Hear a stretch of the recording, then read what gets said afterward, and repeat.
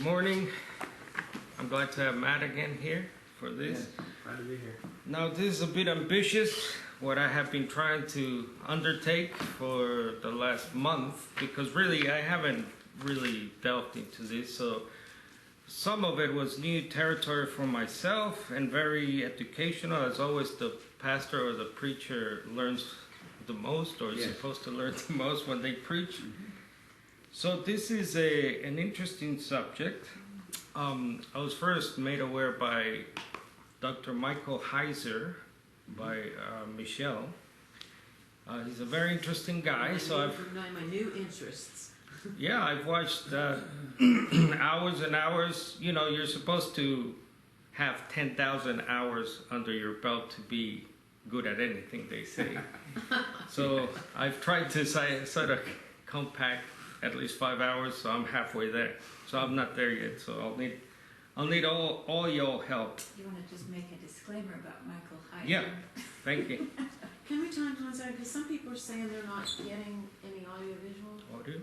I don't know if they're not on the new thing, because I'm getting it. It's showing the audio too. Okay. All right, let me just tell them how to go to the new site. So yes, we have a new live stream, by the way. Thanks, Michelle, for bringing that up. I messed up last Sunday, so blame me. We gave you for some reason the old link was up still, so if you have any issues, just let our Michelle here who does the chat know, and we'll try and...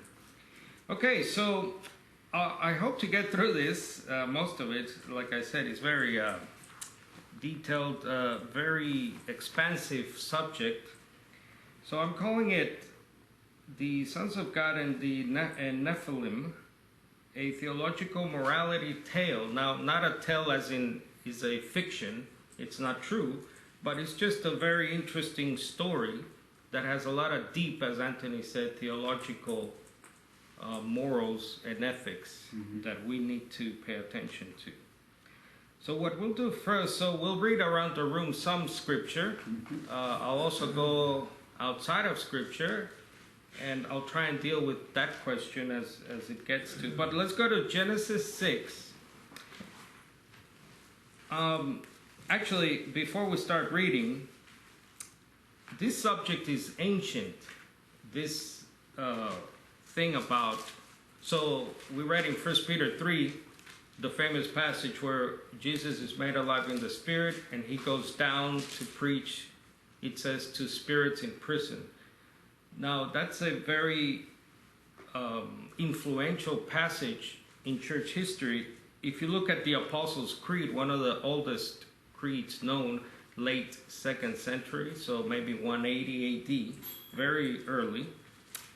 So the creed, you know, I believe in God, the Father Almighty, creator of heaven and earth, and so on. It's a very good creed. I can agree to that creed. And then it goes on to, he was born of the Virgin Mary, suffered under Pilate, crucified, died, buried. He descended to the dead, it says. And on the third day he rose again. So it's in this very early creed, this story of Jesus going down and preaching to what they thought was the dead at that time. So it goes way back, so we'll try and delve into who exactly were these spirits in prison, or were they really dead people? But first, let's go back in history to an event that was almost proved to be a pandemic style event, a cataclysmic event that almost did away with God's creation as a whole. So this is a very important event that we should study. Okay, so we'll start with Matt, and if we go around the room, we'll do Genesis 6, and we'll do the first 8 verses there. Okay.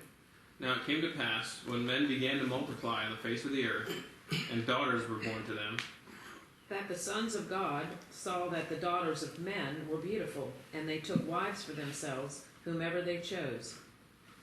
Then the Lord said, My spirit will not put up with humans for such a long time, for they are only mortal flesh. In the future, they will live no more than 120 years.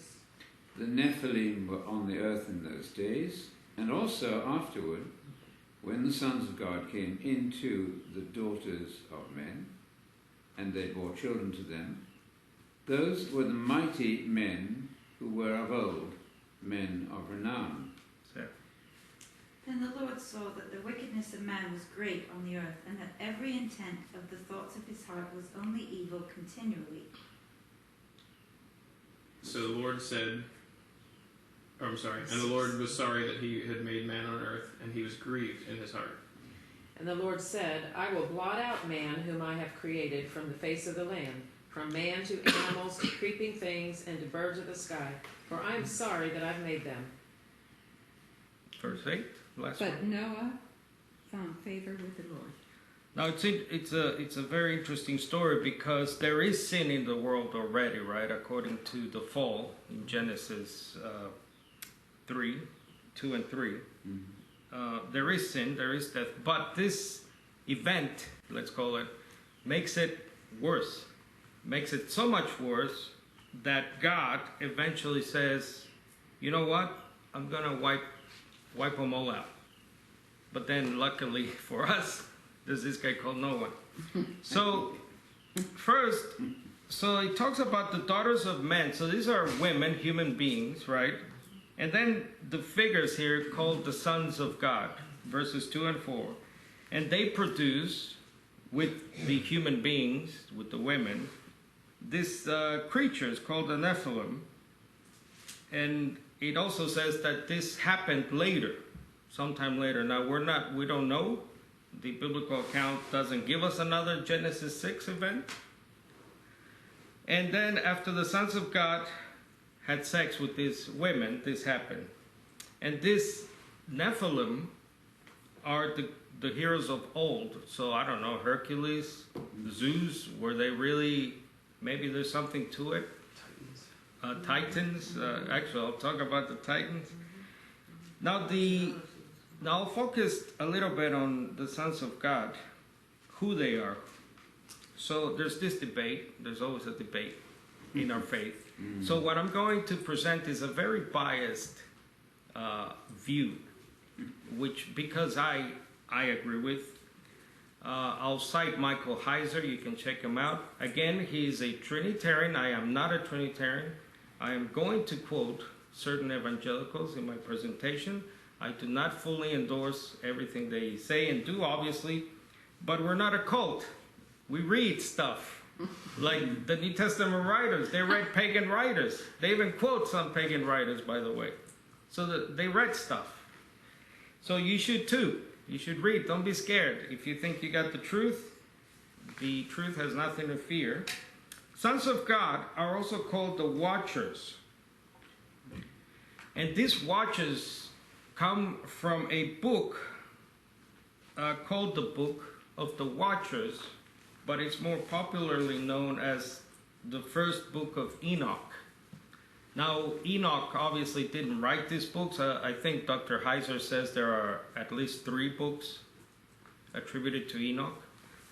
Now, they just give them that name. It doesn't mean Enoch wrote them. But yeah, it's called the Book of the Watchers. Now, this book is very influential in church history.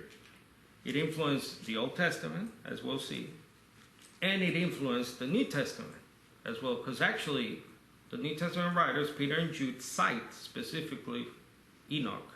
I think they name them. Jude names Enoch, I believe. And the provenance, the origin is at least 300 years before Christ, before the apostolic age, Enoch. This book is circulating, all these books. So this is a very well-known story in Jewish circles. But in Enoch, the sons of God are called watchers, and it's actually also used in the Old Testament, this name. It's in Daniel 4. And I'll just give you the verses. Daniel 4, verse 13, 17, and 23. In the Greek version of Daniel, there's a Greek Old Testament version known as the Septuagint, or the 70 LXX. They're actually, the word there is actually translated as watchers. Now, it looks like they're a category of angels, okay? The New American Standard has watcher. Watcher. Which verse is that again? Daniel It's in- 4:13. 13, 17, and 20. Now, Sarah, can you read from? So we're going to read a passage here from the first book of Enoch, and these are from chapters 6 to 11 and 15. Oh, right. I'll just pass the handout. I don't know if we have the same version of Enoch, but I brought it as well. If you Oh, you got it? Good. Can you pass that around? I just posted the. You brought Enoch with you? I happen to, yeah. Oh, I'm such a nerd. You are a nerd. Barbara? That's awesome. Barbara? I was just telling Tom last night that I wish I had the book of Enoch, and he told me it was online. So. Oh, I got it. Thank you. So on the first Do page you have of. the Daniel scripture in here that you just want? You do? Okay, good. In the Daniel, in the handout, so you got a page 1 and page 2 on the other side. So actually, I'll let Matt read that section I posted there on Enoch. So 6 through 11? Yep. Okay, that first section? Yep. And when the sons of men had multiplied, in those days beautiful and comely daughters were born to them. And the watchers, the sons of heaven, saw them and desired them. And they said to one another, Come, let us choose for ourselves wives from the daughters of men, and let us beget for ourselves children. The giants, or Nephilim, who are produced from the cohabitation of spirits in prison, 1 Peter 3:19, and flesh, shall be called evil spirits upon the earth, and on the earth shall be their dwelling. Because they are born from men, and from the holy watchers, angels, Daniel 4:13, 17, and 23, Septuagint, is their beginning and primal origin. Now that sounds almost verbatim, right? Yeah. With Genesis 6.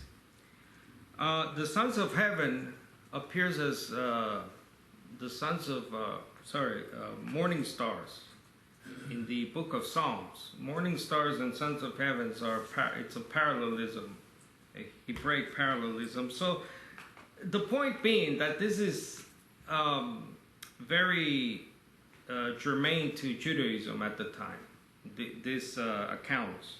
And as you can see there, this is almost like reading what we just read in Genesis. Just the focus, they're giants. They're called giants, gigantes, in Greek. And we'll see in the book of Numbers, in Deuteronomy, and in the book of Joshua, all over the place, you'll see how these survive the flood or are later eruptions of what Genesis says they were on the land, and then later they were on the land. But they're called giants. So that's the Nephilim. The Nephilim become giants. It's synonymous. You got to remember that so we don't get confused here. The cohabitation of spirits. Now that's a reference obviously to 1 Peter 3, and we'll go through that in a second. And they're evil spirits, i.e. demons, we could say. And then you have the holy watchers there connecting to Daniel. Now before we proceed, I'll deal with the canon question. So is Carlos saying that Enoch should be canonized? You know, that we always get into this. No, of course not. The canon is the canon as we have it. Unless you think other books, other so-called extra biblical books or apocalyptic works should be canonized as well, just because they're alluded to in certain scriptures. Did you know, I didn't know this, but there are 30 plus extra Jewish works cited by the Old Testament. 30 plus. And there's at least 3 pagan writers cited by the New Testament writers. So unless you think, well, The Bible would be this thick. right, let's, yeah, Michelle's going like this. We got, like, well, not with the computer. But, okay, so no, I personally don't believe that it should be canonized. But if these people read Enoch in this case, Yes. why can't we? Right? To learn, to get the context, to get the background of what we're talking about. So yeah, that's hopefully my simple reply to that. All right, so sons of God. Let's look at sons of God. First of all, that phrase, B'nai Elohim. I got a resident Hebrew Greek scholar here. We're very fortunate. He'll correct my Hebrew and Greek.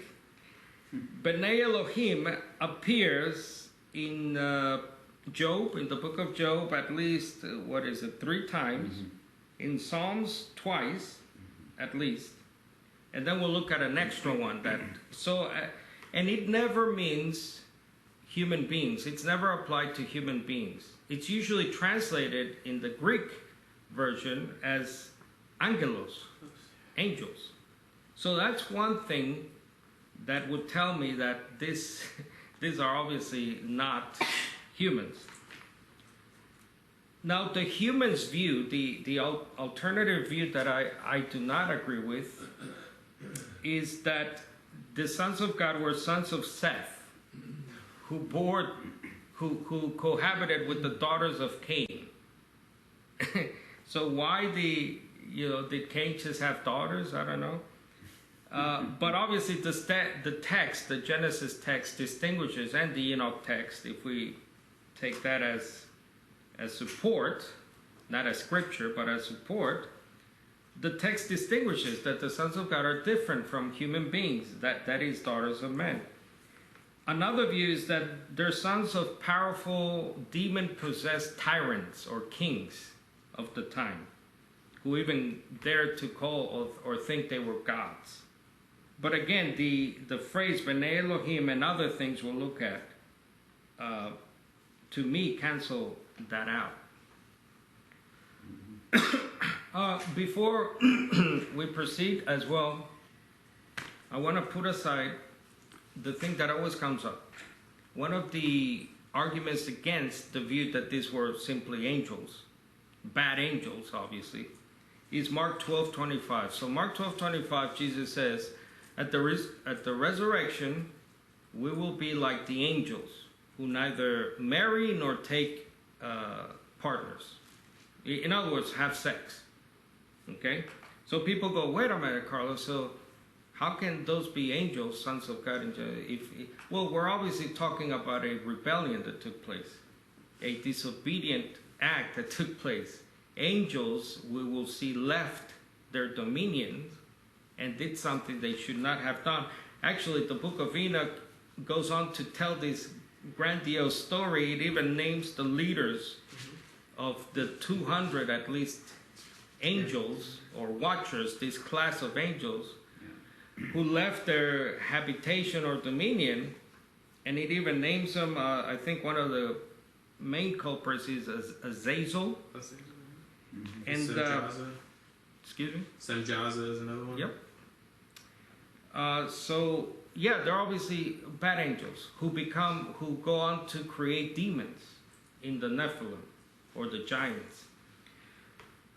So I think that's easily solved. Satan, if we believe in a Satan, that Satan is an individual, I know some might not believe that, but Satan, we believe, is a fallen angel, right? He was the highest of the angels. So if Satan fell, well, it goes to show that others can as well. And actually, there are a couple of interesting verses in Job where one of Job's friends, I forgot the name, these names are so hard, says to Job, God doesn't even trust his own angels.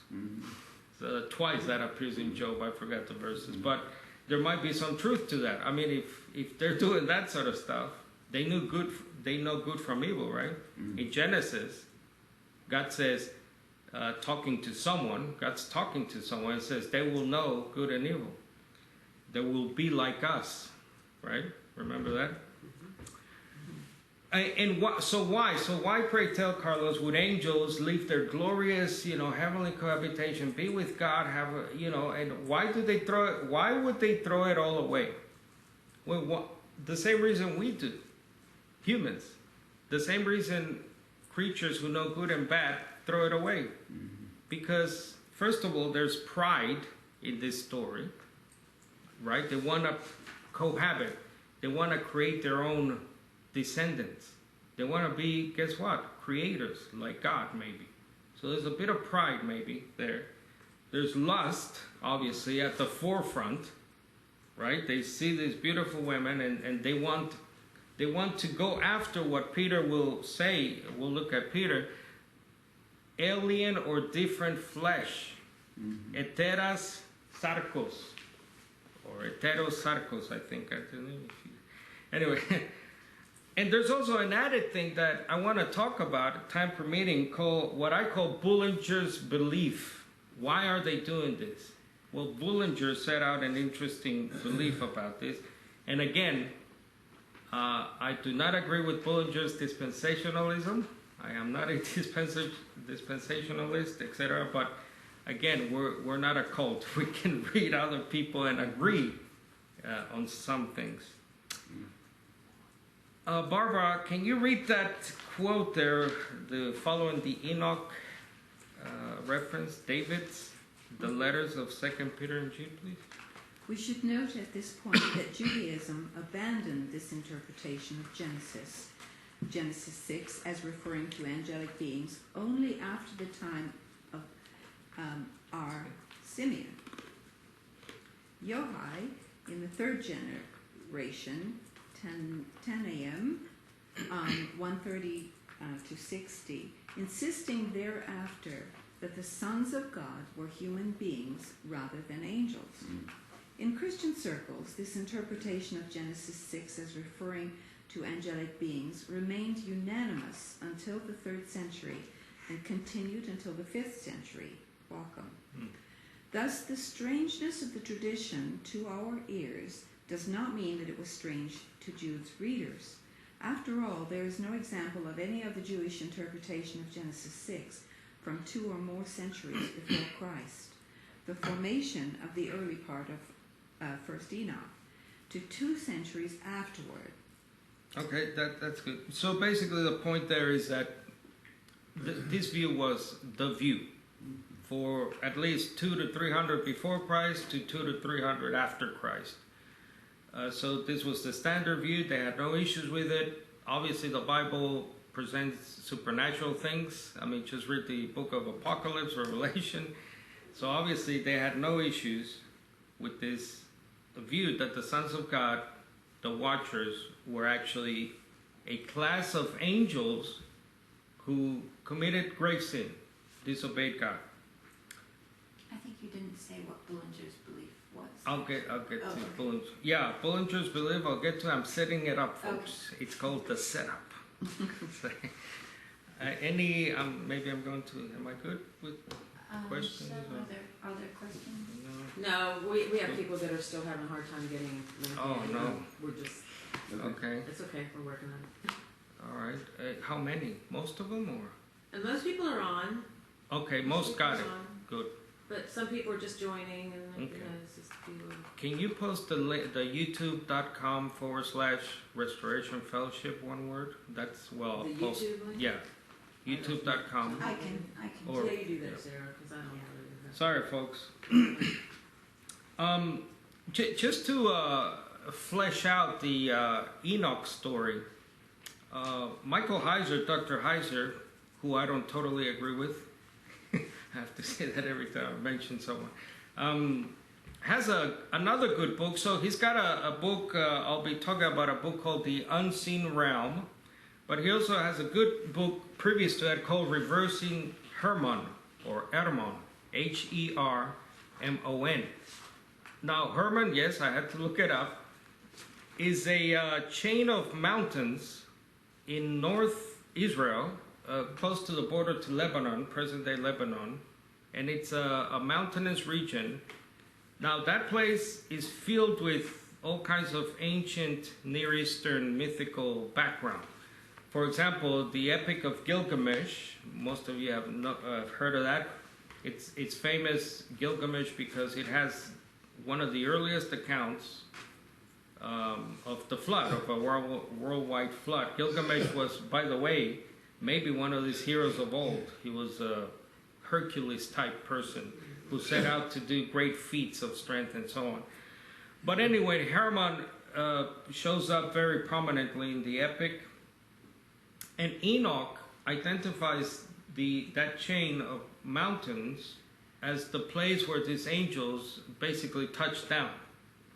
They came down and they got together there, 200 or so, with the leaders, Azazel and the others, and they made a vow, a promise.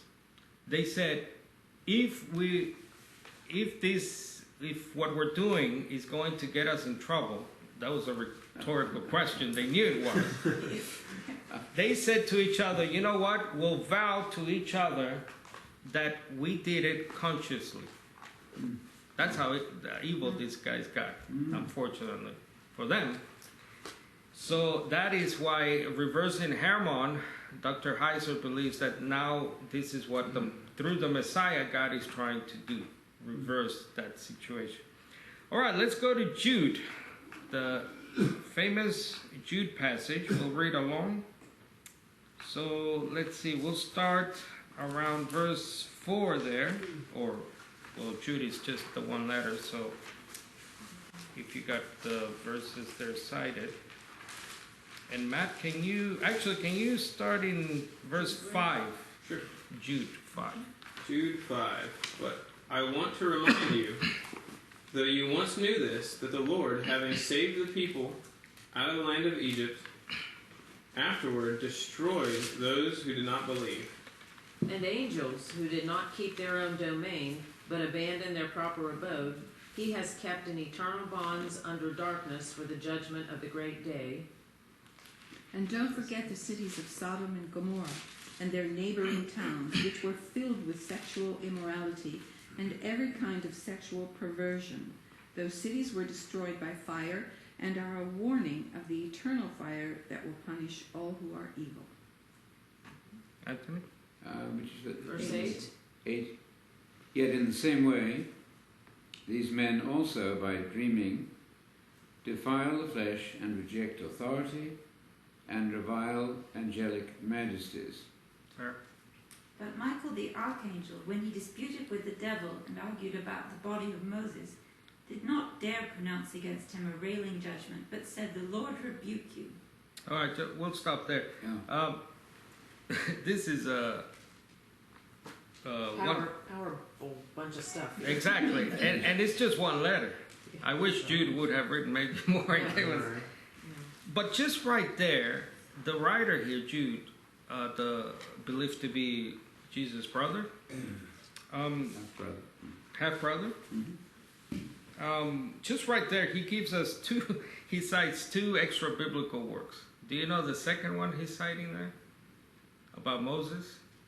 It's called the Testament of Moses, around the first apostolic age, so 1st century AD. So when he goes on to talk about, he throws in this story about, when the devil was fighting up. Okay, but the focus here is in verses 6 and 7, obviously. So he talks about these angels that they did not keep or guard their own rule. Archi, principality. But they left that domain, that dominion, and God has kept guarded in perpetual chains. Now you see the contrast there? Because they couldn't guard their own post, now God has them under guard. So it's an interesting shift that happened. He talks about this perpetual chains or eternal bonds, some translations have it. And that's obviously a reference to imprisonment in Peter. We'll get to Peter after this. Peter talks about imprisoned spirits. And also Azazel in the Enoch story. First Enoch chapter 10, one of the leaders is bound hand and foot, and the rest of the rebelling angels are also bound for 70 generations, says Enoch. And then they're kept under gloomy darkness. So obviously this is somewhere below the earth, or the netherworld. And we'll talk about Tartarus in a minute. And why are they kept there? Awaiting the judgment, the great day. Well, what other day would that be? Well, the day of the Lord. Now that's throughout the minor prophets, Joel, Malachi, Zephaniah, Acts 2:20 also talks about the day or the day of the Lord, and Enoch as well, interestingly enough. Both books, the first and second Enoch. So these are examples, right? This whole letter, if you read the whole letter, Jude starts talking about the people who were disobedient in the Old Testament as an example, as a typos, as a type, right? Don't be like them. And furthermore, even angels, right, disobeyed. So that's the context here of Jude. He's trying to get us to heed the warning that even angels went astray.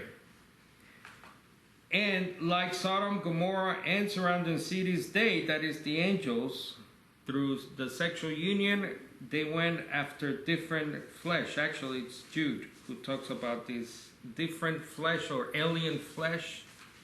So it's not just about homosexuality, by the way. We know in Sodom and Gomorrah it was just, depravity all over the place. But these particular beings were after different flesh.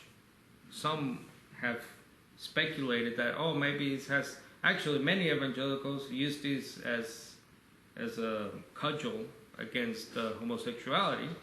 But it's actually different flesh. It's a much rarer form of the Greek there, I think, Anthony. And so it's not homosexual. Sodomy. It's not sodomy as such. There is sodomy, sodomites, but this is different flesh. Let's go quickly to Deuteronomy 32. If anyone can get there quick enough and just start reading, and read the first 8 verses, whoever gets there the quickest, it's a race. And we'll look at this. I want to look at this, Deuteronomy 32. The Song of Moses? Yeah, the first 8 verses there, please, Matt. Okay. Give ear, O heavens, and I will speak, and hear, O earth, the words of my mouth. Let my teaching drop as the rain, my speech distill as the dew, as raindrops on the tender herb, and as showers on the grass. For I proclaim the name of the Lord. Ascribe greatness to our God. He is the rock, his work is perfect. For all his ways are justice, a God of truth and without injustice. Righteous and upright is he. They have corrupted themselves, they are not his children, because of their blemish, a perverse and crooked generation. Do you thus deal with the Lord, O foolish and unwise people? Is he not your father who bought you? Has he not made you and established you? Remember the days of old, consider the years of many generations. Ask your father and he will show you, your elders and they will tell you. When the Most High divided their inheritance to the nations, when he separated the sons of Adam, he set boundaries of the peoples according to the number of the children of Israel. Right, for the Lord's portion is his people. This is similar, by the way, similar theme here of Jude, right? This is the rotten way to go. Don't do this. So the interesting thing here is that this verse 8, children of Israel, some have sons of Israel. I think that's the only appearance of that phrase in the Hebrew there, in the Masoretic. But the interesting thing is that in the Greek translation, it's actually sons of God, B'nai Elohim. It's actually sons of God. So the story is, I'll just tell you a story, is you that... sons of man earlier in the same group. He Right. separated the sons of man. Sons of Adam and sons of God. You see the contrast? It's similar to Genesis 6. So the Greek translators, Jewish Greek translators, might be seeing a connection there, that at one point when God set the boundaries, let's say frontiers, so this group will live here, whatever, he also set in each nation, let's call it, a sort of guardian angel. If we're taking sons of God here, I'm taking the LXX, the Greek version. So the story goes that God set up in each nation, and he set them up with an angel. And if you see the story in Daniel 10, remember when the king of Persia, and then Michael goes to It's delayed. yeah, he goes to support Daniel, and then he goes, I got delayed here. I'm a bit like, anyway, that story there, you can compare it to, I don't want to go there for the benefit of time, but the simple point here is that these angels might have had that responsibility of keeping watch, keeping guard over certain nations, and they left their domains. And that's a big no-no, right? When we disobey God. Any comments, Chris?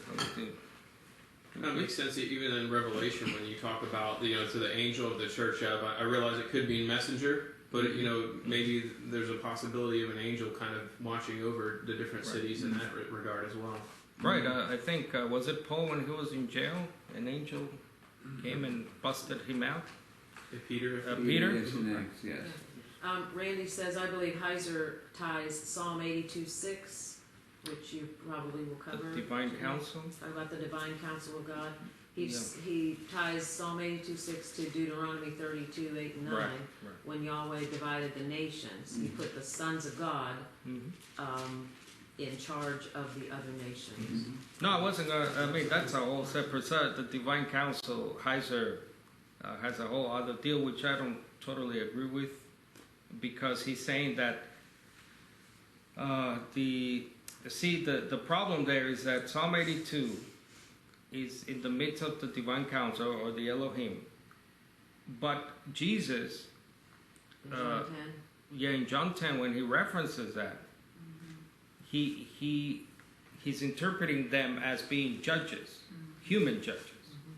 So Heiser is connecting Psalm 82 with Deuteronomy 32 and Genesis 6, sons of God, and says, oh, there you go, there was also a divine council on earth of angels. But I'll go with Jesus here, and Jesus in John 10, I think It's John 10:34, and Randy asked about that earlier. You want to read it for me? I can read it, but I want to also tell you what's written in my Sure. margin from some time when we studied this with somebody. I'm going to assume Probably Anthony, but I Anthony, don't know who I wrote this in. It says, Jesus answered them, has it not been written in your law, I said, you are gods. If he called them gods to whom the word of God came, and the scripture cannot be broken, do you say of him whom the Father sanctified and sent into the world, you are blaspheming, because I said, I am the Son of God. But where I said you are gods, I have written here Psalm 82:6, Psalm 58:1, and Exodus 21:6 as references, but I have gods in quotes where somebody has told me that means the angels of God, the agents of God. That could be translated as agents of God, also judges and rulers. Is that correct, Anthony or Carlos? Yeah. It could be all those things. Yeah. So it's not necessarily that right here he might be using it as you are going to be judges, because that's kind of what his context is, right? Where it says You you are want to gods. say something? Well, But is human beings that- can but be is that what Elohim in the David meant sense in the of Psalm? judges. Human beings can be called gods in that passage. Mhm. And they were, according to Jesus. So if he calls himself the Son of God, why is that odd? He is. Yes. So Elohim has various meanings. It means the one God. It means gods, pagan gods. And sometimes it can mean human judges who are agents of the one God. Yeah, in other I'm trying to find out, but I wasn't going to get into this one. But judges of Israel are called Elohim elsewhere, at least maybe Yeah. twice, right? So it's not like outside the limits of that. But again, I'll go with Jesus here. I think he is referring to the judges of Israel, the human judges. I don't think he's referencing angels. But yeah, But when that's it was what- written in Psalms, it might have been. Could be. Jesus quoted that. So Jesus changing the original, Well, changes not the changing original the word, because the word's Elohim. No, I meant the original. But he's changing the intent of how he's using it as to be Right. judges in the New Testament. But when it was written in Psalms, Mhm. that maybe this Right. was Or he's bringing out the. angelic, sons of God, Elohim, not human beings. Or as usually, Jesus maybe is bringing out the real teaching of an Old Testament passage. He often does that, Jesus, too. He says, you read the scriptures every day, but I'm right there. You haven't seen this, and guess what? Isaiah said, and I don't know. Anyway, but yeah, that's another point. You can read Heiser's book for an explanation of it? You can Sure. believe it. Yeah, exactly. One of his big Check deals it is for that yourself. Elohim is a place. It refers to Mhm. any beings. That's why I can say it can refer to God, and it can refer to the sons of God, because it's any being that's living in the heavenly, I'll use that term, it's probably not his, realm, as opposed to the earthly realm. So I don't know if he means that every time, like when the rulers in the Old Testament, you know, Yeah, I mean, some of the even judges- Moses is referred to as Yeah, Elohim, and yeah, then yeah. Samuel, when he's being Yeah. brought up by the Yes. Yep. medium, Which of she Endor? saw Elohim coming up And from the then- ground. So. exactly, yeah. Yeah, and He they, covers all that, what he means, whether you want to believe it Sure. or not, I don't know. I'm just quoting No, what it he- sounds I'm quoting what he more or less says. right, yes. all right, let's go to Peter now. So that's that allusion to that's a so these are supports for the sons of God as angels, this special or type of angel called the Watchers, and the downfall. So let's start in verse 1, 2 Peter, what is it, 2? And Sarah, do you have it? So let's start reading around the room. 2 Peter 2:1. But false prophets also arose among the people, just as there will also be false teachers among you, who will secretly introduce destructive heresies, even denying the master who bought them, bringing swift destruction upon themselves. And many will follow their destructive ways, because of whom the way of truth will be blasphemed. Mm-hmm. And in their greed, they will exploit you with false words. Their judgment from long ago is not idle, and their destruction is not asleep. For God did not spare the angels when they sinned. He threw them into hell, and I have an asterisk there, in gloomy I'll caves talk about that. and darkness until the judgment day. And did not spare the ancient world, but preserved Noah, a preacher of righteousness, with 7 others, when he brought a flood upon the world of the ungodly. Sarah? And if he condemned the cities of Sodom and Gomorrah to destruction by reducing them to ashes, having made them an example to those who would live ungodly lives thereafter. Mm-hmm. And turning the cities of Sodom and Gomorrah. Oh, I'm sorry. this is 7. Yeah. Mm-hmm. My text is slightly different. And delivered righteous Lot, who was oppressed by the filthy conduct of the wicked. 8. For by what he saw and heard, that righteous man, while living among them, felt his righteous soul tormented day after day by their lawless deeds. 9. 9. So you see, the Lord knows how to rescue godly people from their trials, even while punishing the wicked right up until the day of judgment. 10. And especially those who indulge the flesh in its corrupt desire and despise authority. Daring, self-willed, they do not tremble when they revile angelic majesties. 11. Whereas angels who are greater in might and power do not bring a reviling judgment against them before the Lord. But these, like natural brute beasts, made to be caught and destroyed, speak evil of things they do not understand, and will utterly perish in their own corruption. Suffering wrong as the wages of doing wrong. They count it a pleasure to revel in the daytime. They are stains and blemishes, reveling in their deceptions as they carouse with you. Oh, okay, well, stop right Lustful there. of So, adultery and sin and- this is the same story of Jude, right? Mm-hmm. Look at this awful situation. Look at these awful people. The rotten way, right? Don't do it. It's warning signs, stop signs all the time. Not give ways, stop signs. So there's a lot there, obviously. First of all, the hell issue. Now, it came to me as a bolt of lightning. How, let's see, how influential ancient Catholicism, I'll call it ancient Catholicism, so I'm going back to the councils, right? The best known Nicaea, how influential they are to this day. That they have mistranslated a word that has nothing to do with Hades, which is usually hell, right? It's Hades, with Tartarus. The word there in verse 4 is, they are sent to a place called Tartarus, a place of gloom, the netherworld, right? Most translations I found mistranslate that as hell.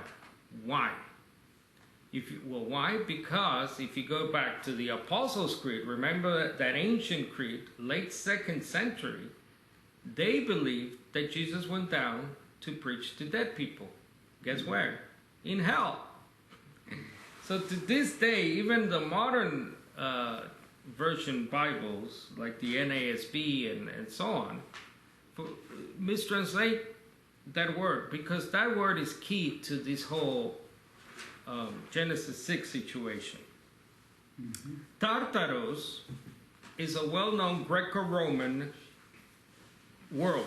It's a world of the underworld, the netherworld. It's where Charis, the guy that ferried the dead souls into the, I forgot the name of the Greek. River Styx or something. Yeah, but the name of the actual prison there in Greek mythology. Anyway, and Cerberus or Kerberos, the three-headed dog is down there, not the Trinity. The three-headed dog is down, and so on. So it's a rich word with a lot of history, a lot of ancient history, a lot of mythological history. Now, why, pray tell, if we're not pagans, would Peter borrow that word? Because he wanted to get a point across. What is the point? First of all, that it's a prison. As you know, it's ugly. It's under the world. It's no light. Most likely, they don't have little windows where they can see. It's a place of gloom and darkness. First of all. Second of all, maybe because what's in it is so supernatural. It's so inhuman, let's call it. And these are the spirits in prison. So then the Greek connection, let's call it. So if you look at, I think it's also in Homer, it appears, Tartarus and so on. But if you can read that passage there there's a thing called the Theogony, which is circa 8th century BC. So this is going way back. And listen to this account by a guy called Hesiod, the Greek. In the Titan war, Zeus and the Hecatonchires launched from their strong hands and overshadowed the Titans, and hurled them beneath the wide-pathed earth, and bound them in bitter chains when they had conquered them, as far beneath the earth as heaven is above earth. So Matt mentioned the Titans. There was a war of the Titans. Mm-hmm. This is a Greco-Roman myth. Mythology is rich with this. That the gods of Olympus then went to war with these Titans or giants, and then they won out. And guess what happened to the Titans or the giants? Similar situation, right? As Genesis 6.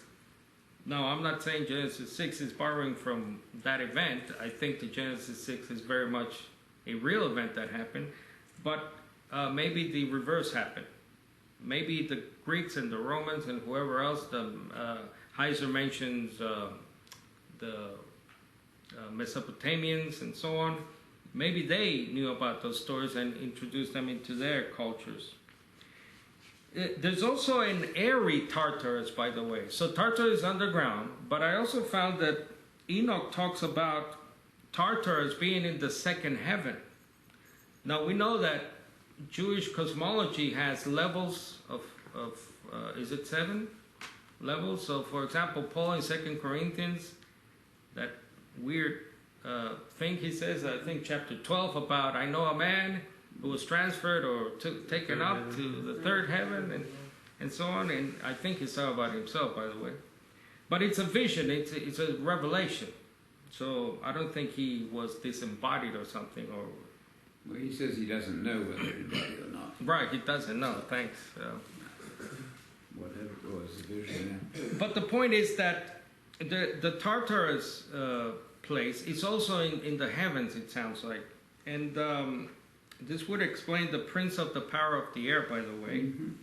And the reference to the Cosmokrator in Ephesians 6, which is the domain of angels. Cosmocrats. Cosmocrats. Yep. Thank you. So, let's see. What do I want? Okay, yeah. Any comments or questions? Or? There's one document you didn't mention. There's a lot of stuff here, but that's the Gospel of Nicodemus, which is also, I think, in that creed that we kind of like, but we should like it less because it's got this mythology that Jesus went and preached to human beings who were then given a second chance. That all comes out of the Gospel of Nicodemus, which is tabloid stuff. So very early in the system, that truth that you're giving us was invaded by a tabloid nonsense from the gospel, apocryphal gospel, this made-up stuff, the Gospel of Nicodemus. That's where it all came And from. people who believe that you go to heaven and hell when you die, Right. they love this. They love that. This is like what they use, right? That Exactly. for their, that Jesus went and preached to these people that are in hell. And gave them a Right. second chance, Yeah. according to that doctrine. So, Something else it's to a proof of what they believe.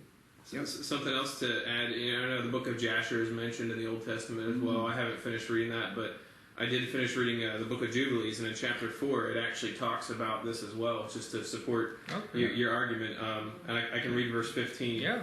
if you want. So it says, in the second week of the 10th Jubilee, Mahalalel took him to a wife, Dinah, the daughter of Barachiel, the daughter of his father's brother, and she gave birth to a son in the 3rd week in the 6th year, and called his name Jared. And Hebrew name Jared actually means downward or fell or brought down.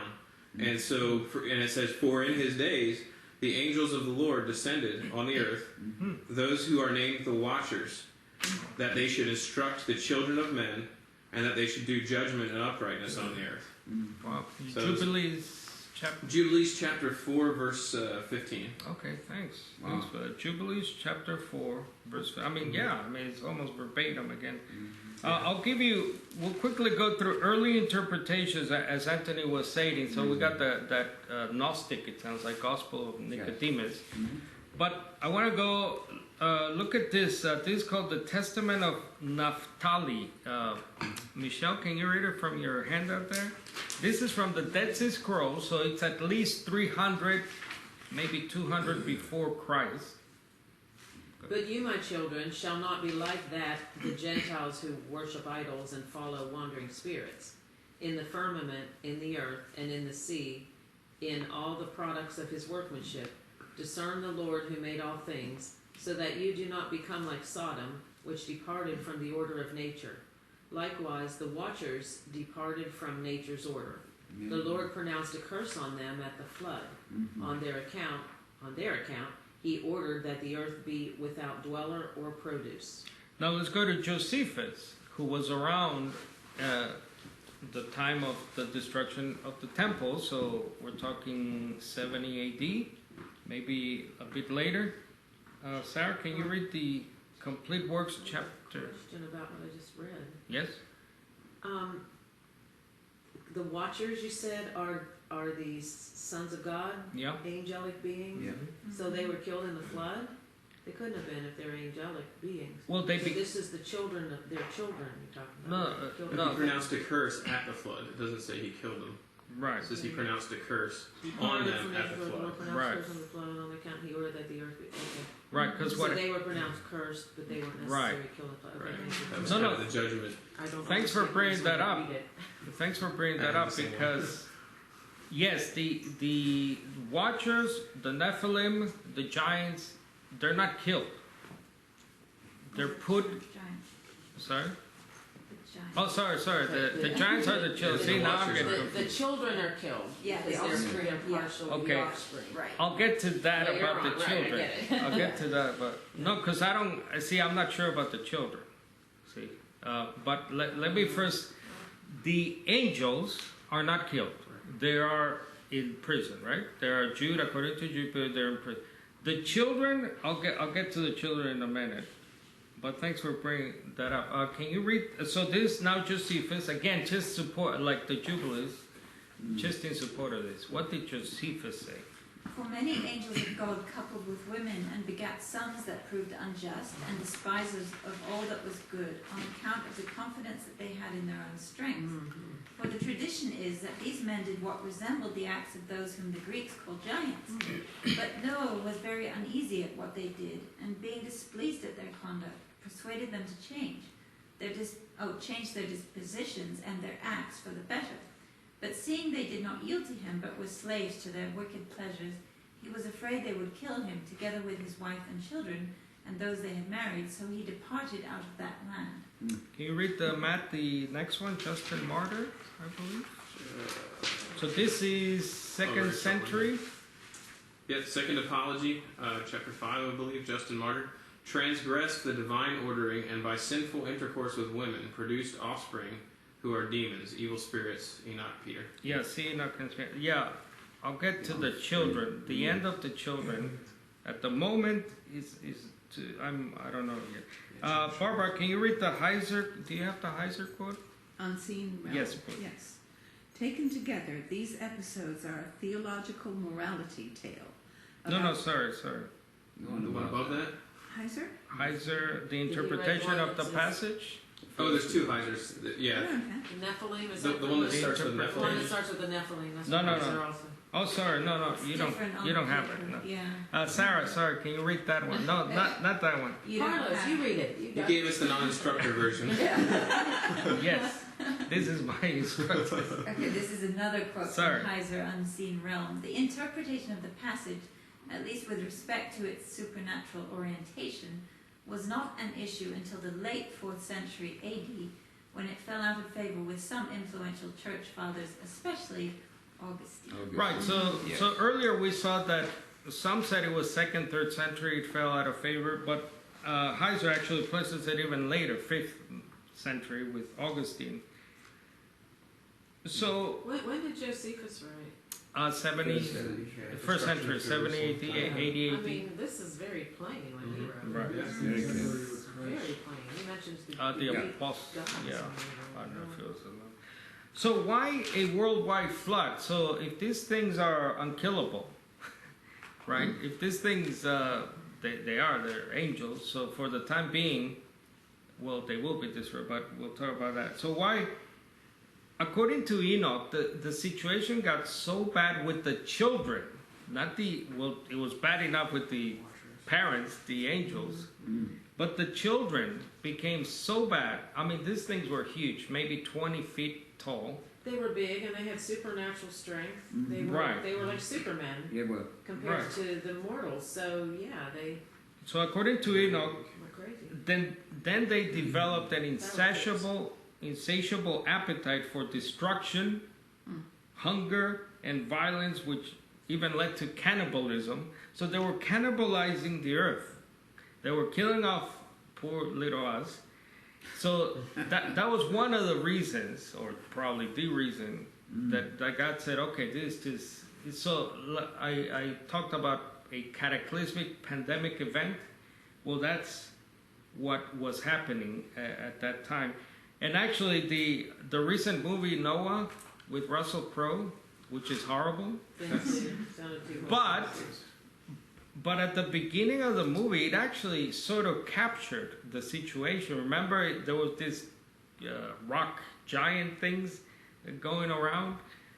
Actually, that's probably a good representation, but then it went off the rails in the boat.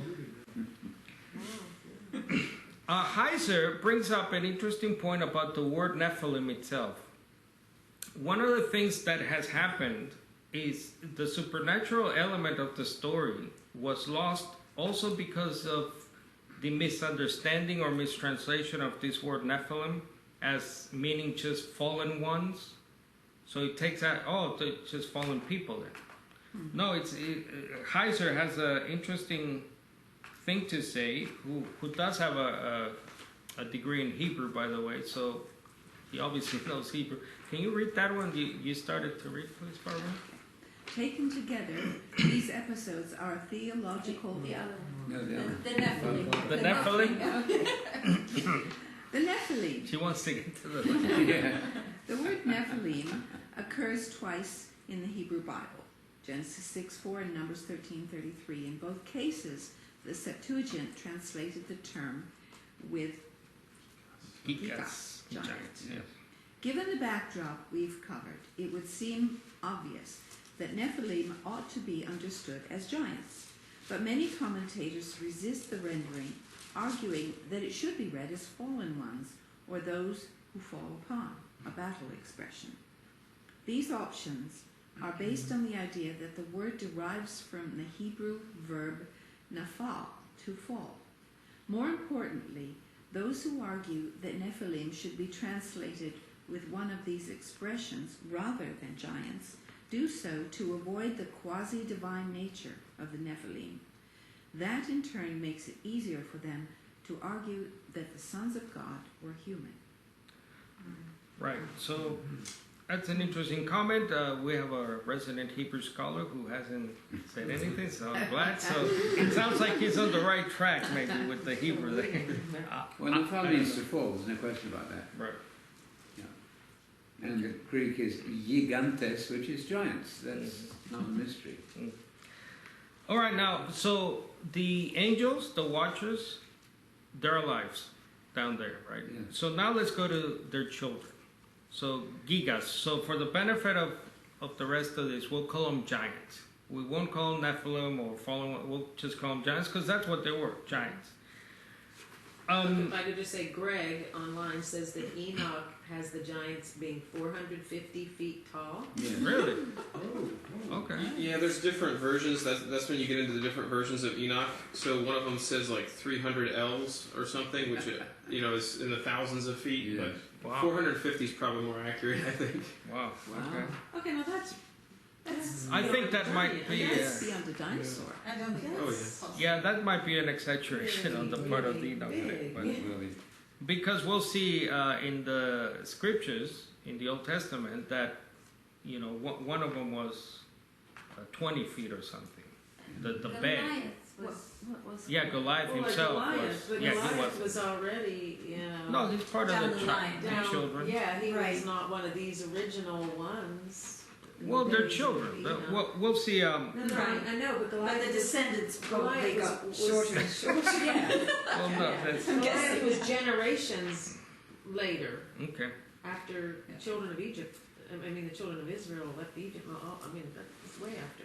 So in the rest of the Bible, after Genesis, obviously, they're called the sons of Rapha, or Rapha, or the Rephaim. So you got Rephaim, Anakim, all these, maybe at least 10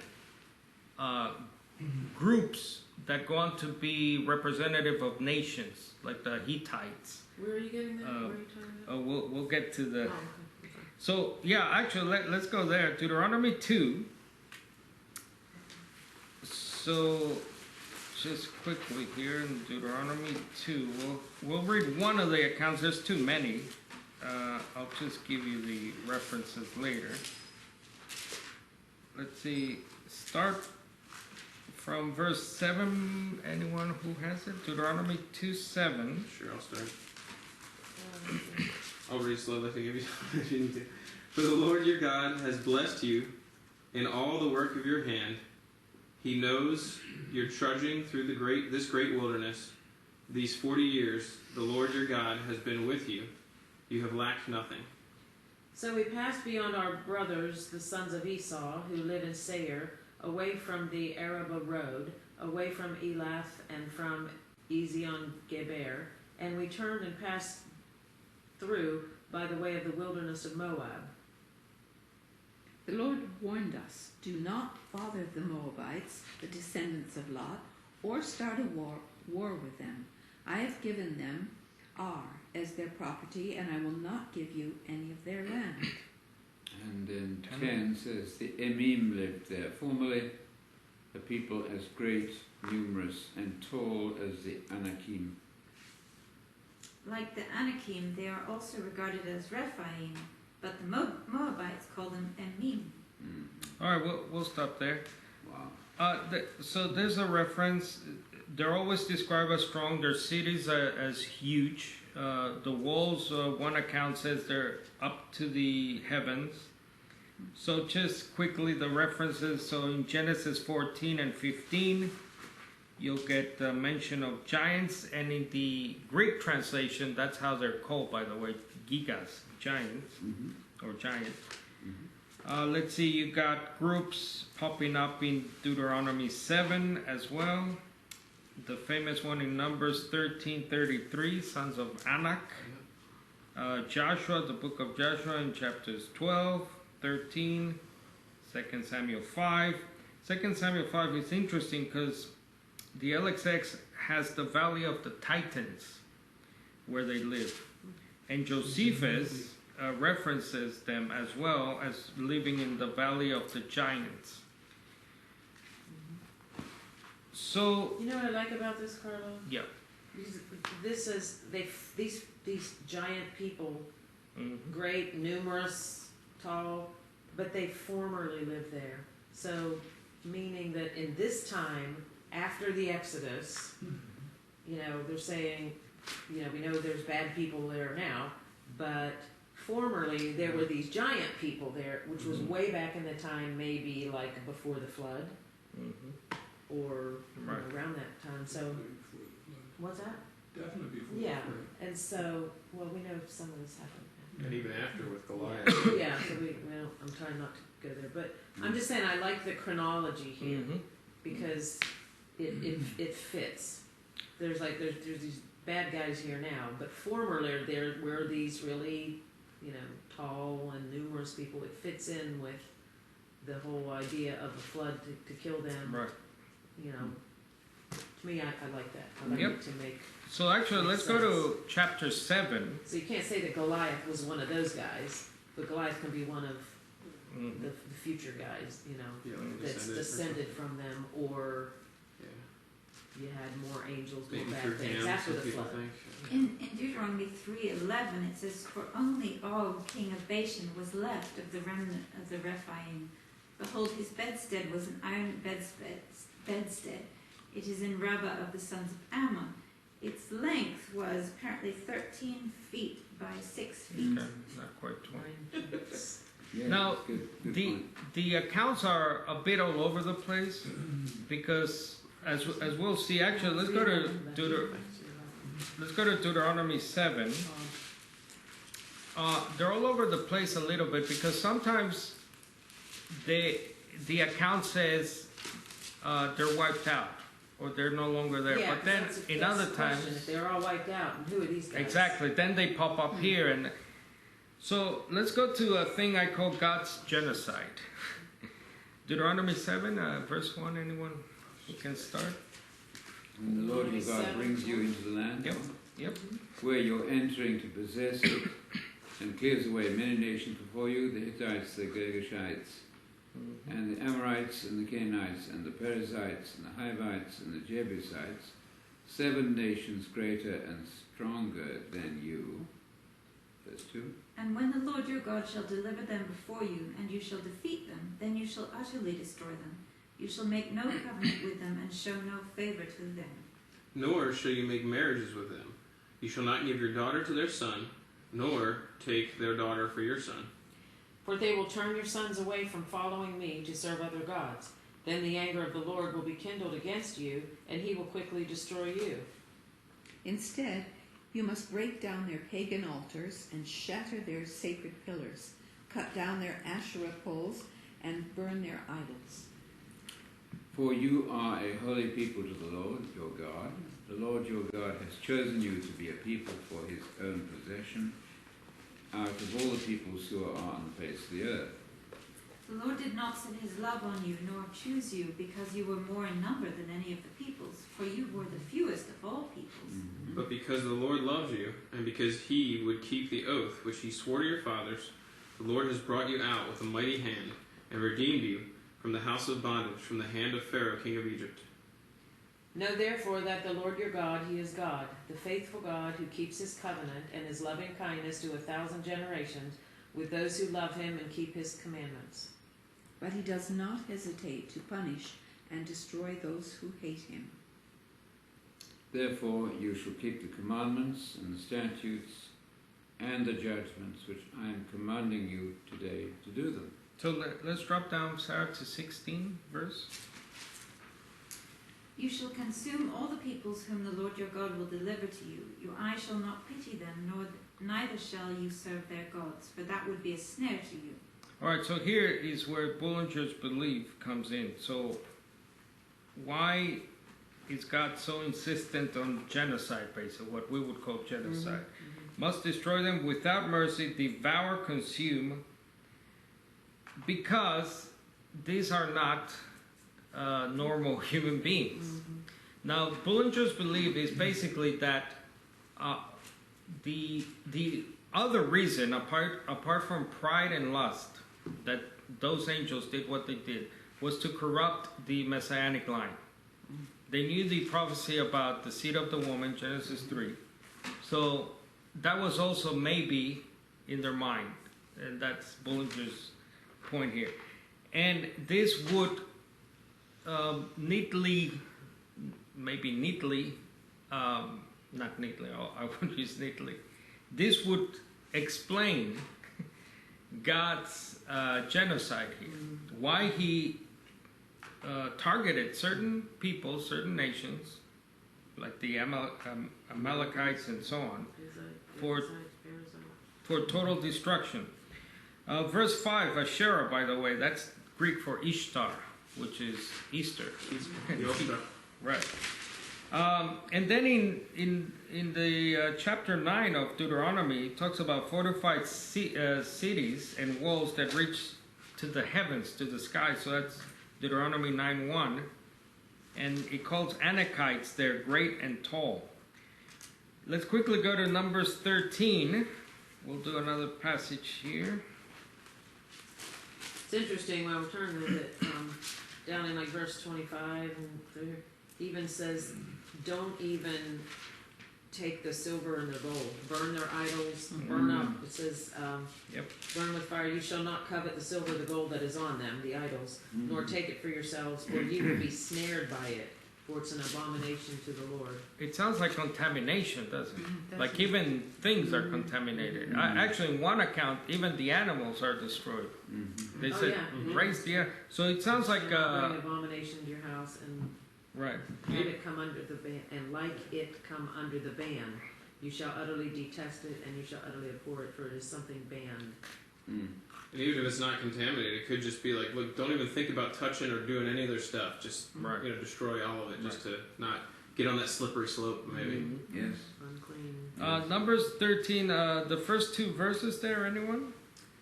And the Lord spoke to Moses, saying, send men to spy out the land of Canaan, which I am giving to the children of Israel. From each tribe of their fathers you shall send a man, every one a leader among them. Can you drop down to verses 28 and finish it off, please? Sure. Okay. Oh. You can do it. Okay. Nevertheless, the people who live in the land are strong, and the cities are fortified and very large. And moreover, we saw the descendants of Anak there. Amalek is living in the land of the Negev, and the Hittites and the Jebusites and the Amorites are living in the hill country. And the Canaanites are living by the sea and by the side of the Jordan. Go on. Then Caleb quieted the people before Moses and said, we should by all means go up and take possession of it, for we will surely overcome it. But the men who had gone up with him said, we're not able to go up against the people, for they are too strong for us. So they gave out to the sons of Israel a bad report of the land which they had spied out, saying, the land through which we have gone, in spying it out, is a land that devours its inhabitants, and all the people whom we saw in it are men of great size. There also we saw the Nephilim. The sons of Anak are part of the Nephilim. And we became like grasshoppers in our own sight, and so we were in their sight. So they're there. So all the people grumbled in the next So the Nephilim were not wiped out totally, or that they're part of that second event that Genesis 6 alludes to. So the giants are there as well. The Geneva Study Bible says the giants were cruel, spoiled, and killed one another, and those that came to them. Now let's go quickly to Deuteronomy 20, and I'll just read verses 10 to 15. Deuteronomy 20. When you march up to attack a city, make its people an offer of peace. If they accept, So open their gates and take them basically as slaves. If they refuse, lay siege to the city, and so on. When the Lord God delivers it into your hand, verse 13, put to the sword all the men in it. As for women, children, livestock, everything else in the city, you may take this as plunder for yourselves. Use the plunder the Lord your God gives you from your enemies. This is how you are to treat all the cities that are at a distance from you and do not belong to the nations nearby. So it's the separate treatment of these nations. Go to Joshua 11. Let's see. Wait a minute, in verse 17, Yep. Sorry? it says, but you shall utterly destroy them. Oh, The sorry. Hittite, the It Amorites, goes on, Canaanite, yeah. Perizzite, Hivite, Jebusite. Right. So Goes on they from treat the outside towns different than the ones that are in the land. The Hittites, Amorites, there. and Is that so what on. that's all saying? Yeah, completely 'Cause destroying sometimes verse it's like 17. it says you can take the women and children. Of the far cities. Yeah. Of the far cities, far not the cities. ones in the land. Sorry, that was It's all the about point. the land, isn't Yeah, it? they settled It in says the 'cause land. God's giving him these cities, so he wants everything wiped out of the cities, but further out in the countryside, Right. He says, take those people to be yeah, your if servants. they submit, take them. But yeah, the thing about the land is interesting, isn't it? So this giant gravitates towards the land. Maybe they know. To contaminate that. Yeah, maybe they know, oh, this is where the Messiah, the dreaded seed is going to come from. And just quickly, in Joshua 11, we have remnants of the giants. In Joshua 11, he annihilated all of them. Once again, Joshua has to deal with this infestation, let's call it. In 2 Samuel 21, there's a guy called Goliath. Now, there's some debate whether this is the Goliath that David killed, or, as the parallel passage in Chronicles says, the brother of Goliath. Goliath could have been.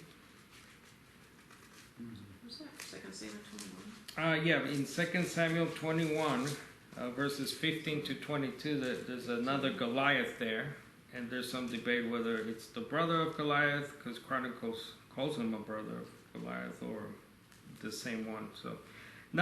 So they're trying to wipe these things out, right? And it's like they're like ants, or a cockroach. You kill one and then another. So they're always having to deal with this situation. Now the end, what happens to these giants?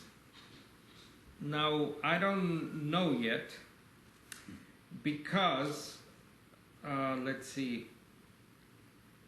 In Isaiah, I'll just give you a chapter. In Isaiah 14 and 26, and in Proverbs 2, it talks about the Rephaim as spirits of the dead, as if they're underground in some form or fashion. Some translate them as shades. So Isaiah says things like, do not be like the shades, the Rephaim that are underground. So you will end up the same way. So does that mean that basically the picture is either when you kill a giant, their spirit, their disembodied spirit, they're demons, right? So there's two options here. They either continue to survive without a body, which we're against. I don't believe that. I think that we'll have body. And they're down there, in the prison, they're in the netherworld, somehow surviving as shades or as spirits of the dead, as Isaiah says. Or it's just sort of a metaphor, a metaphoric language of Isaiah saying, look, don't end up like the ones down there, like shades, like even the children, are ended up being destroyed. Now, the reason I'm not sure yet, Tom, I heard a grumbling from Tom, I don't know if that was, anyway, is because something interesting came up in our conversations. Well, do you want to tell them the hypothesis of Heiser? You go Okay, was it about? Well, I just defer to you because Heiser believes that demons are disembodied spirits because in the New Testament, is that how it goes?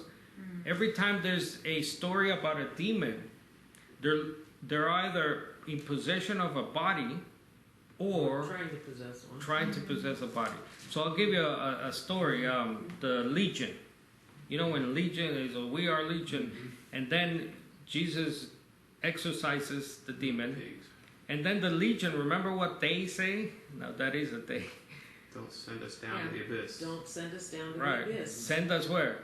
Well, into those pigs. To the Did pigs. they ask to go into the pigs, or did Jesus just put No, them no. in the pigs? He said, send us They to did the ask pigs. that. Now I didn't know there were 2,000. Mark mentions that there were 2,000 pigs. 2,000 pigs. Pigs. So anyway, they asked to possess other bodies. I'll give you another story. And I wonder what happened, because the pigs ran off the cliff, and I was wondering, They well, then drowned. what happened? No, they went into a pool or something. They Yeah, drowned. but, okay, so if the pigs died, did that mean that these demons Right, died? right. Or did their spirits go down because they're demonic and they would not Right. be able to die? I always wondered what happened after they went over I have to ask that. Denzel Washington with his movie The Fallen. I don't know, really? That's, I'll give you another story. There's the pigs can swim? I don't know. I just always wondered. But they didn't. Yeah. But they drowned. not in that The story. pigs drowned, end of story. Well, what about those demons? If they were a spiritual entity, they wouldn't just drown and that'd be the end of Right. them. I don't know. became pigs in space. Pigs in space, yeah. Pi- Nobody here pigs that understands really do reference. fly. You get it. Thank you.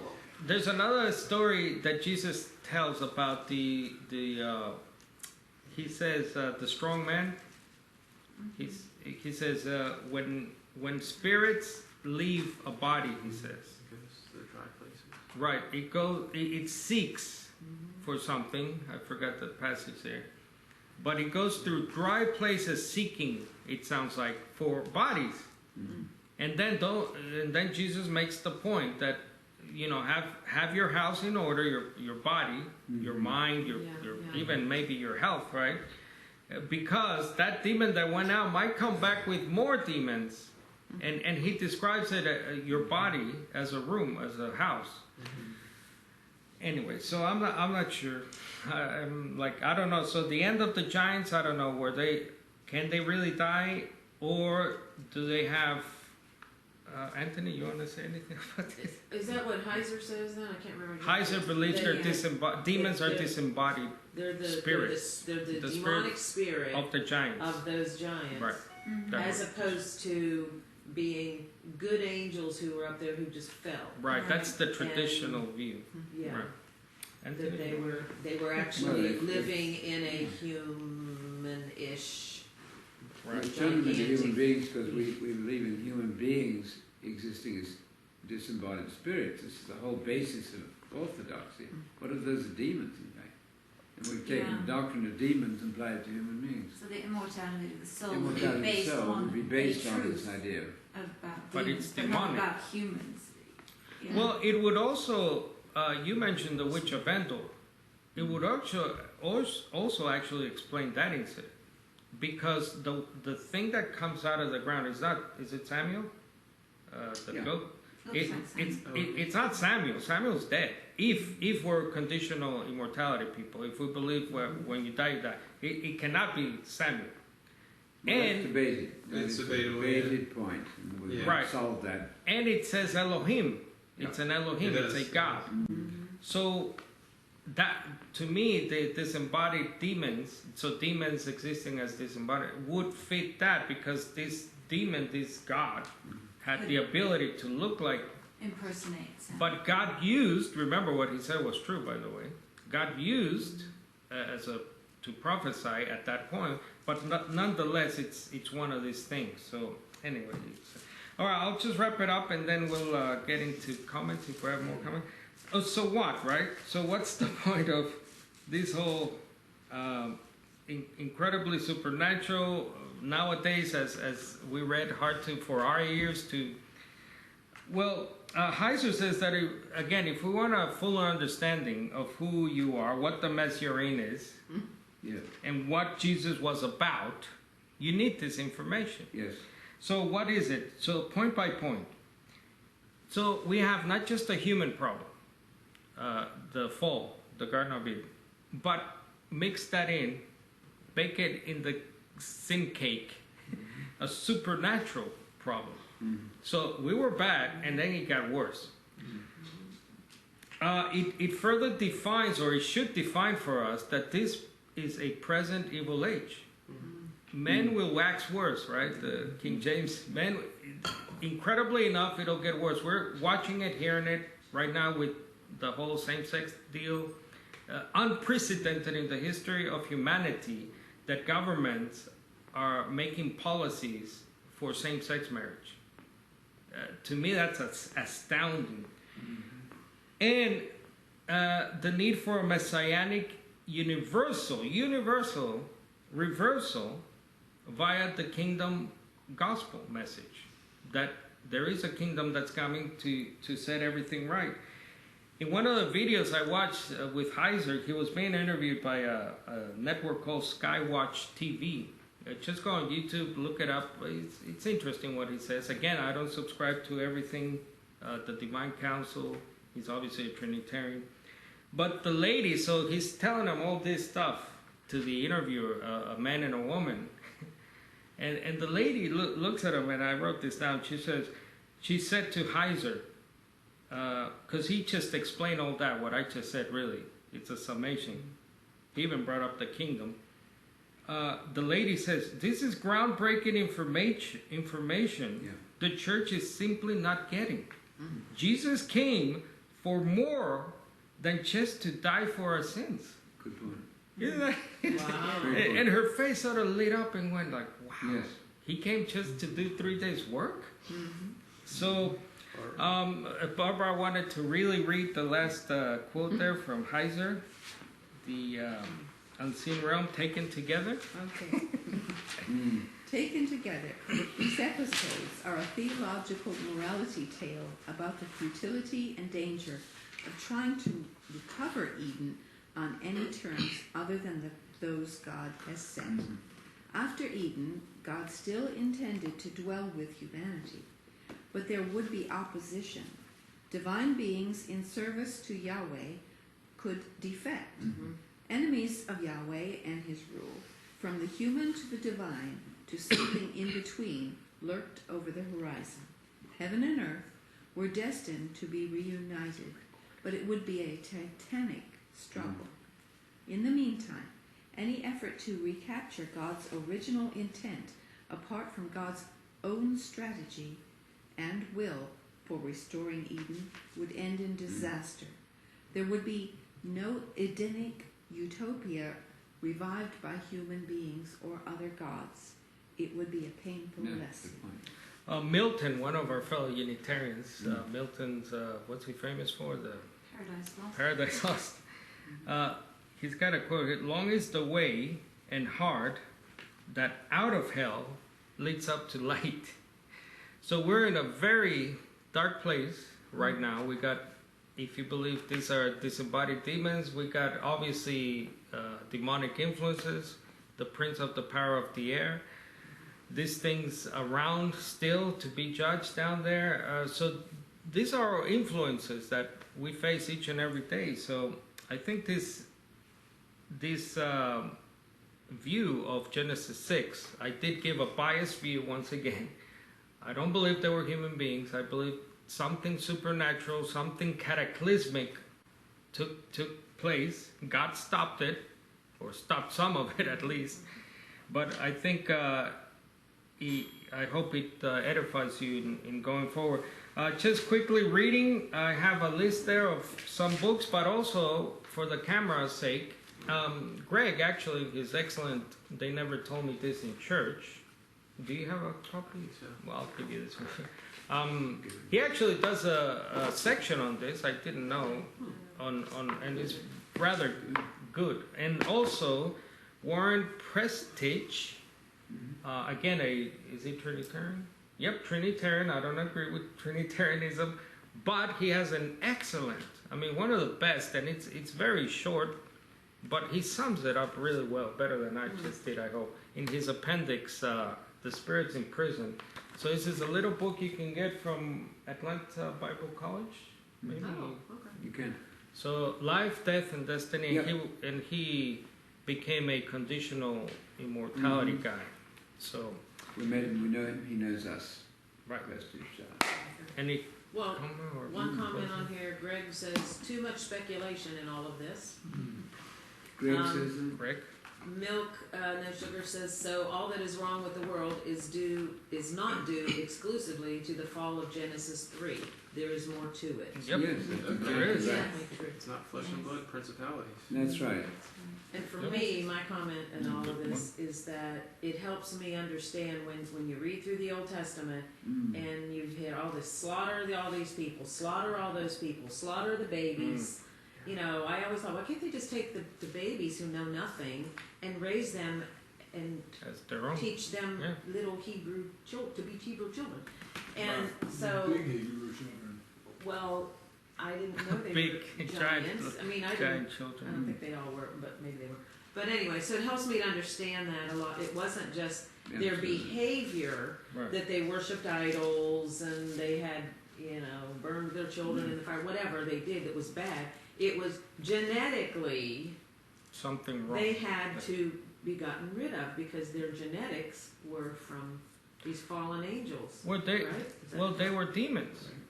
You got They're demons. I mean, So they're- they had to be destroyed so that they wouldn't mix with God. Right. God wanted his Right. his people to their be bloodline. perfect and as and perfect. actually in the So Deuteronomy. it helps me a lot. To me, it just was mind blowing when Yeah. I first started learning. Actually, How the much it is. Deuteronomy 20 account, when they're wiping them out, in verse 18, Deuteronomy 20:18, it says, they will teach you. God says, they will teach you those things not to do. So implied in that is, you can't teach them. Right? So you want to No, say that- something? And there's 2 points that I take away from this, and it's something I shared last week about why did God just not wipe out all of the demons, and fallen angels immediately, right? And I was making sense of it in my last job when I was out in California. But it's key to understand how to warfare, and the 2 verses that I feel tie very well into this. You already hit one of them in Luke, but first I wanted to go to the Judges chapter 3. And I think these first 2 verses give us a clue as to why this topic's important and how we need to take heed as warriors for Christ and as Christians. It says now, verses 1 and 2 of Judges 3, now these are the nations which the Lord left, that he might test Israel by them, that is, all who had not known any of the wars in Canaan. This was only so that the generations of the children of Israel might be taught to know war, at least those who had not formerly known it. And so if God has allowed these things to exist so that we might know warfare, spiritual warfare, just like he did physical warfare there in the land, we've got to learn how to fight these things and how to overcome them so they don't touch us. And that goes to your point in Luke. It used to really confuse me till about 4 years ago, because I kept saying, why does it say when he comes he finds it swept and put in order? My wife, my grandmother, hey, keep your house swept and in order. So why is that bad? But I looked up the Greek word, and I don't know if you remember, Anthony, but it means in the proper arrangement. So it's not just like, a nice tidy house and there's no dust and cobwebs. It's the proper arrangement. So when the demon comes back looking in these dry places, if it's in the proper arrangement because you haven't filled yourself with more power from God, for his Spirit, and the lessons and the ways to fight these things, well, guess what? He's bringing 7 of his buddies. So we've got to make sure we're in the proper arrangement. We're thankful for the battles that we fight because it helps us to learn war. And we can continue to grow and learn obedience to the things we suffered, like Jesus did. Excellent. It's an excellent point. I've not thought of that at all. But these things were to test Israel. Ephesians 6, Paul says, our battle is not essentially against human beings. It's against cosmocratic powers. So the point that I would like everybody to take from this is nothing speculative about this at all. We're reading scripture, and Peter, in 1 Peter 3, which we didn't get to, where he introduces it, You want to stand up and talks of the spirits Can be on in camera. prison. Here's a fact that you can all examine. The spirits in prison are not human beings. The word pneumata, we use the modern Greek pronunciation, the word pneumata, spirits, when used absolutely by itself, not spirits of just men, that's qualified, that's spirits of just men. You have a spirit, but you're not a spirit. This is a very easy language fact, so there's nothing speculative about this at all. Jesus went off and preached to fallen spirits. When were they fallen? The time when the ark was being prepared. So this is a massive background information. Can you imagine some of your Unitarian brothers denying there is such a thing as the devil? My question is, what are you doing about that?